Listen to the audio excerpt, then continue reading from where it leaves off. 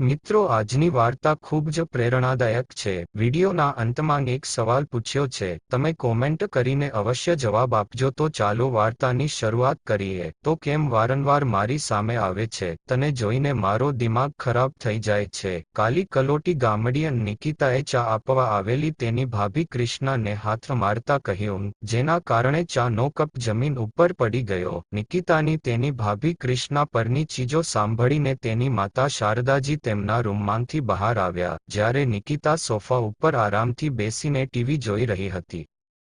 શારદાજીએ કહ્યું, આ શું આ સભ્યતા છે? નિકિતા, આ તારી ભાભી છે તો આવી કેવી રીતે વાત કરી શકે છે તેની સાથે? નિકિતા બોલી, આ ગામડિયન મારી ભાભી બિલકુલ ના હોઈ શકે મમ્મી. હું તેને મારી ભાભી નથી માનતી કે હું તેને ક્યારેય સ્વીકારીશ પણ નહીં. જે હું તેનું નામ છે તેવો તેનો રંગ પર છે. તેનાથી તો કાળી તપેલી પણ શરમાઈ જાય. નિકિતાના મોઢેથી આ બધું સાંભળીને શારદાજીએ ગુસ્સામાં આવીને નિકિતાના ગાલ ઉપર જોરથી થપ્પડ મારી. તો નિકિતા પણ ગુસ્સે થઈ ગઈ અને બોલી, મમ્મી, તું અભણ ગામડિયન માટે મને મારી રહી છે? તને આ શું નિર્દોષ લાગી રહી છે? તેને આવડતું તો કંઈ નથી અને તેને અમદાવાદમાં લગ્ન કરી લીધા. તે અહીંયા રહેવાને લાયક પણ નહોતી. એ તો તારી મહેરબાની કે તે આને પસંદ કરી, નહીંતર આની સામે તો કોઈ જોવે પણ નહીં. તેથી તેને તેની ઓકાતમાં રહેવું વધુ સારું છે. નિકિતાની આવી વાત શારદાજી સહન ના કરી શક્યા અને તેમણે નિકિતાને ફરીથી બીજી વાર એક જોરથી થપ્પડ મારી દીધી. પાસે ઊભેલી કૃષ્ણા તેમને રોકતી રહી, પરંતુ ફરી એકવાર શારદાજીનો હાથ નિકિતાને મારવા ઉઠ્યો તો કૃષ્ણા તેના બચાવમાં બોલી, મમ્મીજી પ્લીઝ છોડી દો, આ હજી નાદાન છે. તો શારદાજીએ કહ્યું, વહુ હવે આ માસૂમ છોકરી નથી રહી. તે થોડા દિવસોમાં લગ્ન કરીને બીજા ઘરે જશે અને તેનામાં થોડા પણ સંસ્કાર નથી. અને તે ડોક્ટર બનવાની વાત કરે છે. ત્યાર પછી શારદાજીએ કહ્યું, નિકિતા, તું જેને અભણ કહે છે તે તારા કરતાં વધુ સંસ્કાર ધરાવે છે અને તને અમે કંઈ પણ શીખવી શક્યા નહીં. એ અમારી ભૂલ છે, જેને લીધે તું આટલી માથે ચડી ગઈ છે. શારદાજીની વાત સાંભળીને નિકિતા ગુસ્સાથી ભરાઈ ગઈ અને કૃષ્ણાને કહ્યું, હું તને જોઈ લઈશ. કાળી કલોટી ગવાર અને કૃષ્ણા તરફ આંખો કાઢીને તે પોતાના રૂમમાં ગઈ અને તેને અંદર જઈને જોરથી દરવાજો બંધ કર્યો. આકાશની પત્ની બનીને કૃષ્ણને આ ઘરમાં આવ્યા ને હજી 2 મહિના થયા હતા અને આજે આવો દ્રશ્ય ઘરમાં બન્યું હતું. શારદાજીએ તેમની વહુની માફી માંગી અને કહ્યું, દીકરી, પ્લીઝ મને માફ કરી દે. આ બધું મારા કારણે થઈ રહ્યું છે. મારા જ લાડપ્રેમે આને બગાડી છે. તો કૃષ્ણાએ કહ્યું, ના મમ્મીજી, બધું સારું થઈ જશે, કોઈ વાંધો નહીં. મને ખોટું નથી લાગ્યું. કૃષ્ણા એક સારા સ્વભાવની છોકરી હતી જેને આ વખતે દશે કરી નાખ્યો હતો, પણ જેમ જેમ સાંજ નજીક આવી રહી હતી તેમ તેમ તે અંદરથી નર્વસ અનુભવી રહી હતી. શારદાજી આવી કુશળ અને બુદ્ધિશાળી વહુ મેળવીને ખૂબ ખુશ હતા, પરંતુ નિકિતા સિવાય બીજું કોઈ પણ હતું જે કૃષ્ણાથી ખુશ ન હતું. સાંજના લગભગ 7 વાગ્યા હતા અને આકાશનો આવવાનો સમય થઈ ગયો હતો. આકાશ ઘરે આવ્યો અને બેઠક રૂમમાં આવીને તેની મમ્મીને બોલાવી. ક્યારે કૃષ્ણાએ ચા ગેસ પર ચઢાવી દીધી હતી. કૃષ્ણા, તું જા. શારદાજીએ કૃષ્ણાને બહાર જવા કહ્યું, પણ કૃષ્ણને શરમ આવી અને કહ્યું, મમ્મી, પપ્પાજી બહાર બેઠા છે એટલે હું તેમની પાસે જાઉં તો સારું નહીં લાગે. તમે બહાર જાઓ ને. કૃષ્ણાના મોઢેથી આવા શબ્દો સાંભળીને શારદાજી હસતા હસતા બહાર ચાલ્યા ગયા. પણ કૃષ્ણનું બહાર ન આવવાનું કારણ કંઈક બીજું જ હતું. આકાશે તેની મમ્મીને જોતા જ એવો આદેશ આપ્યો કે મમ્મી, હું નહાવા જાઉં છું, હું રૂમમાં જ ચા લઈશ, તો મારી જાત ત્યાં જ મોકલાવજો. શારદાજી ચા લઈને આવ્યા અને તે કૃષ્ણાને આપી અને કીધું, તું આકાશને ચા આપી આય. હવે કૃષ્ણા રૂમમાં ચા લઈને જવાની હતી અને તેનું હૃદય પણ ઝડપથી ધબકતું હતું. ખબર નહીં આજે શું થશે. આ ગભરાટ હતી કે બીજું કંઈ? કૃષ્ણા આ જ બધા વિચારોમાં ખોવાયેલી હતી. થોડીવાર પછી કૃષ્ણા ટ્રેનમાં ચા નાસ્તો ગોઠવો અને પોતાના રૂમ તરફ ગઈ. તેણે ધ્રુજતા પગલાંનો સાથે દરવાજો ખોલ્યો. આકાશને પલંગની એક બાજુએ બેઠેલા જોઈને તેને ચા તેની સામે ટેબલ ઉપર મૂકી અને પાછી વળવા લાગી. તો આકાશે કહ્યું કે 1 મિનિટ. કૃષ્ણા. આકાશના અવાજથી કૃષ્ણા અચાનક ધ્રુજી ગઈ અને વિચારવા લાગી કે હવે શું થશે. ધીરેથી કૃષ્ણા પાછી વળી અને મોઢું નમાવીને ઊભી રહી. તો આકાશે ગુસ્સામાં કહ્યું, આજે ઘરમાં શું થયું? ડરતા સ્વરે કૃષ્ણા બોલી, ના કંઈ સત્સંગી નથી થયો તો આકાશી કીધું જૂઠું ના બોલ, જે થયું તેની મને બધી ખબર છે, તારે નિકિતા પાસે જવાની શું જરૂર હતી? આકાશી ધીમા પણ ગુસ્સાવાળા સ્વરે કહ્યું, જેથી અવાજ રૂમની બહાર ના જાય એટલામાં નિકિતા અચાનક અંદરના સ્ટોર રૂમમાંથી બહાર આવી અને બોલી, ભાઈ તે જૂઠું બોલી રહી છે. તે વખતે આ ખૂબ વધારે બોલી રહી હતી અને તેણે મારા વિરુદ્ધ મમ્મીને ફરિયાદ પણ કરી હતી, જેના કારણે મમ્મીએ મને 2 વાર થપ્પડ પણ મારી. તે ફક્ત તમારી સામે સારી બનવાનું નાટક કરે છે. સાંભળ અભણ, મેં ફોન ઉપર મારા ભાઈને બધું કહી દીધું હતું. આટલું કહીને નિકિતા હાથ જોડીને ઊભી થઈ અને ક્રિષ્ના સામે ગુસ્સાથી જોવા લાગી. તો ક્રિષ્નાએ કહ્યું, હું આ ચા આપવા આવી હતી. ક્રિષ્નાના મોઢામાંથી શબ્દો માંડ નીકળી શક્યા. આકાશે ગુસ્સાથી ઊભા થઈને કહ્યું, જ્યારે તે તને જરા પણ પસંદ નથી કરતી તો તારે તેના રૂમમાં જવાની શું જરૂર હતી? મમ્મીએ ક્યારેય નિકિતા ઉપર ગુસ્સો કર્યો નથી અને આજે તારા કારણે તેને નિકિતાને થપ્પડ મારી. આ બધું તારા કારણે થયું છે. આકાશ સંપૂર્ણપણે નિકિતાની તરફેણમાં બોલી રહ્યો હતો, ભલે તે ખોટી હતી. ક્રિષ્ના હજુ પણ ડરના કારણે ચૂપચાપ ઊભી રહી અને બધું સાંભળતી રહી હતી. આકાશ આગળ બોલ્યો, શું તે ક્યારે પોતાને અરીસામાં જોઈ છે? તું જાણે છે ને કે તે તને શું કામ પસંદ નથી કરતી, તેમ છતાં પણ તું નફરત બનીને તેની સામે જાય છે. હું પણ તને પસંદ નથી કરતો, પણ મારી મજબૂરી છે, કેમ કે મમ્મી પપ્પાને કારણે હું તને સહન કરી રહ્યો છું. ક્રિષ્ના, તું એક બીજી વાત ખુલ્લા કાનેથી સાંભળી લે. મારી આ મજબૂરી બહુ લાંબા સમય સુધી નહીં હોય.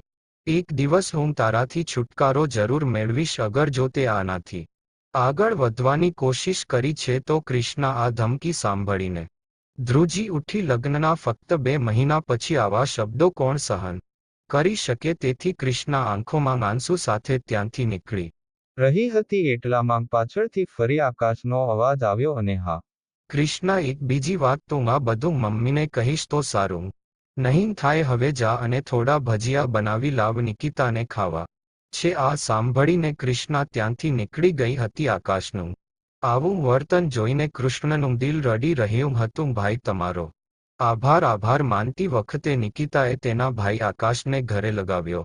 ક્રિષ્નાએ પણ બહાર નીકળતી વખતે આ સાંભળ્યું હતું અને જોયું હતું અને આજે તે પોતાની ખૂબ જ પારકી મહેસૂસ કરી રહી હતી. આ ઘર તેણે હંમેશા પોતાનું ઘર માન્યું હતું અને પછી વિચાર્યું કે એક દિવસ આકાશના હૃદયમાં પણ પોતાના માટેના પ્રેમને સ્થાન મળશે. પણ નિકિતા જો આ ઘરમાં હશે તો તે શક્ય નથી અને આ કારણે તેની ધીમે ધીમે તૂટી રહી હતી. આજે તો હદ થઈ ગઈ હતી. ક્રિષ્ના ભારે હૈયે રસોડામાં પાછી આવી અને ભજીયા બનાવવાની તૈયારી કરવા લાગી. થોડી વારમાં શારદાજી આવ્યા અને હસતા હસતા પૂછ્યું, અરે શું કરે છે ક્રિષ્ના દીકરા, આ સમયે કોના માટે ભજીયા બનાવે છે? તો ક્રિષ્નાએ કહ્યું, મમ્મી, તેમને થોડી ભૂખ લાગી હતી અને તેમને ભજીયા ખાવાનું મન થયું, તેથી મેં વિચાર્યું કે હું તેમને બનાવી આપો.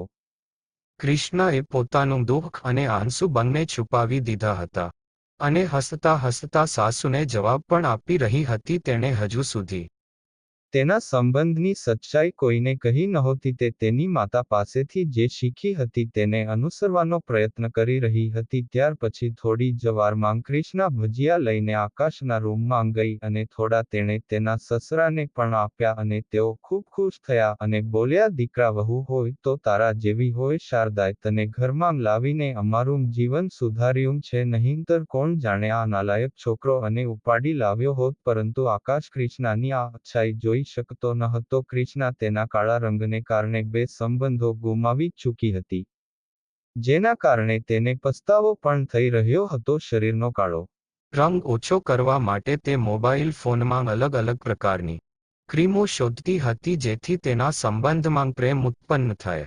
આપણા દેશમાં રંગના આધારે ઘણો ભેદભાવ ચાલે છે. દરેક પુરુષને રૂપાળી અને સુંદર વહુ જોઈએ છીએ. કેટલીય વાર જોવા મળ્યું છે કે રૂપાળી વહુએ સાસુ સસરાને ક્યાંને નહીં છોડ્યા નથી. શાંતાજી ખૂબ જ બુદ્ધિશાળી હતા અને કૃષ્ણને પસંદ કરીને તેમને પોતાની દૂરદેશી વિચારસરણીનું ઉદાહરણ આપ્યું હતું. તેમણે કૃષ્ણના ગુણ જોયા હતા અને તેના રંગની અવગણના કરી હતી, પણ આકાશની ઈચ્છાઓ ઉપર પાણી ફરી ગયું હતું. લગ્ન સમય પણ તેને કૃષ્ણા પસંદ ન હતી, કારણ કે તે બીજી કોઈ સુંદર છોકરીને પ્રેમ કરતો હતો અને તેની સાથે લગ્ન કરવા માંગતો હતો, પરંતુ આર્મીમાંથી નિવૃત્ત થયેલા તેના પિતાની સામે તે કંઈ બોલી શક્યો ન હતો. નિકિતાનું કૃષ્ણા પ્રત્યેનું વલણ દિવસે ને દિવસે બગડતું જતું હતું, પરંતુ કૃષ્ણામાં કોણ જાણે કેટલી ધીરજ હતી. એક દિવસ કૃષ્ણાએ નિકિતાના ટૂંકા કપડાં વિશે હળવાશથી કંઈક કહ્યું કે આ ડ્રેસ તમને બહુ ટૂંકો નથી લાગતો. કૃષ્ણા એ એટલું જ કહ્યું હતું, પણ તેને ખબર નહોતી કે નિકિતા આ વાતને ખૂબ મોટી કરશે. તે બોલી. તેને કોઈએ પૂછ્યું, અભણ ગામડિયન મોટી આવી, તને કોઈએ વચ્ચે બોલવાનું નથી કહ્યું? આજ પછી મારા જીવનમાં દખલ કરવાની હિંમત પણ કરતી નહીં. નિકિતાએ તેને એવી ધમકી આપી હતી જાણે તે તેની ભાભી નહીં પણ નાની કોઈ છોકરી હોય. આ બાબતે કૃષ્ણએ તેની સાસુને કંઈ કહ્યું નહીં અને તેના આવા શબ્દો સાંભળીને તે ચૂપ રહી. આકાશ સાંજે આવ્યો ત્યારે નિકિતાએ અંગે ફરિયાદ કરી હતી અને કૃષ્ણાએ ડરીને કંઈ કહેવાનો પ્રયત્ન કર્યો ત્યારે આકાશે કૃષ્ણાના ગાલ ઉપર એક થાપડ મારી દીધી અને બોલ્યો, મેં તને કેટલી વાર કહ્યું છે કે પોતાના કામથી કામ રાખ, પણ ના, આ કાળી કલોટી ગામડિયનને વધે જ પોતાનું નાક ઘુસાડતા આવડે છે. આટલું કહીને આકાશે કૃષ્ણાનો હાથ પકડીને તેને મેન ગેટની બહાર ધક્કો મારી દીધો અને કહ્યું, ખબરદાર, જો તું અંદર આવી તો જ્યાં ગમે ત્યાં જઈને માર, પણ અહીંયા અંદર આવતી નહીં. આટલું કહીને આકાશે દરવાજો બંધ કરી દીધો. આજે આકાશને આ કરતા કોઈ રોકનાર ન હતો, કેમ કે કર્નલ સાહેબ અને શારદાજી બંને જણા સાથે કોઈ ફંક્શનમાં ગયા હતા, એટલે આકાશની હિંમત વધી ગઈ હતી. બહાર ઊભેલી કૃષ્ણા રડવા લાગી. તે આટલું બધું અપમાન કેવી રીતે સહન કરી શકે? તેનું હૃદય જોર જોરથી રડતું હતું. ધીમે ધીમે કૃષ્ણા ઊભી થઈ અને આગળ વધી અને રાત્રે 11 વાગે તે સંસાર રસ્તા ઉપર એકલી ચાલવા લાગી અને ચાલતા ચાલતા તે બસે સ્ટોપ ઉપર પહોંચી ગઈ અને પછી ત્યાંથી બસ પકડીને પોતાના ઘરે પહોંચી ગઈ. રાત્રે આવ્યા પછી શારદાજીએ કૃષ્ણાને બૂમ પાડવાનું વિચાર્યું, પણ તેમને લાગ્યું કે તે સૂઈ ગઈ હશે. બીજા દિવસે સવારે જ્યારે તેમણે કૃષ્ણાને બૂમ મારી ત્યારે આકાશે કહ્યું કે તે ઘરમાં નથી. તો શારદાજીએ કહ્યું, ઘરમાં નથી એનો મતલબ શું છે? તે ક્યાં ગઈ છે? તો નિકિતા બોલી, ભાઈએ તેને ઘરમાંથી બહાર કાઢી મૂકી છે. મમ્મી, એ કાળી કદરૂપી સ્ત્રી ભાઈને લાયક નહોતી. મને શરમ આવે છે જ્યારે હું તેને મારા મિત્રોની સામે મારી ભાભી કહું છું, અને ભાઈએ પણ કેટલીય વાર ભાભીને અમારી નોકરાણી છે એમ કહીને તેના મિત્રો સામે વાત તારી હતી.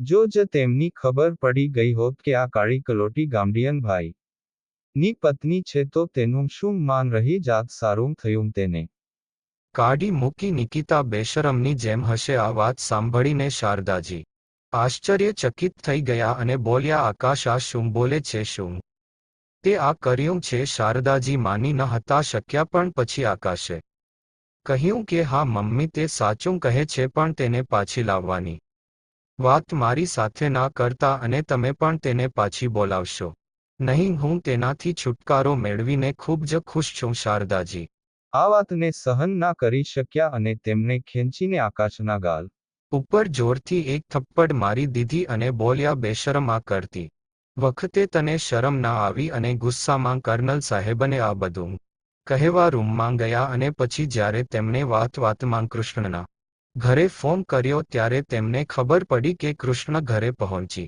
ગઈ છે. કર્નલ સાહેબે કહ્યું, આકાશ, શું અમે તને આ શીખવ્યું હતું કે રાત્રિના સમયે એક છોકરીને ઘરની બહાર કાઢી મૂકવી અને તે તેનો ચહેરો જોયો, પરંતુ તે સમયે એનું હૃદય જોયું નહીં? આવી સંસ્કારી છોકરી તું દીવા લઈને શોધીશ તો પણ તને તે ક્યાંય નહીં મળે. તો આકાશે કહ્યું, પપ્પા, તમે ક્યારે પણ મારી પસંદગી વિશે પૂછ્યું નથી. મને તે જરાય પસંદ નહોતી. હું તેને મારા મિત્રોને જમણાવવામાં પણ શરમાતો હતો. તેનો ફોટો પણ ક્યાંય અપલોડ કર્યો નથી. હવે મને વધારે કંઈ પૂછશો નહીં. કર્નલ સાહેબ પહેલેથી જ હાથના પેશન્ટ હતા. કર્નલ સાહેબ આ બધું સહન ના કરી શક્યા અને અચાનક જમીન ઉપર પડી ગયા.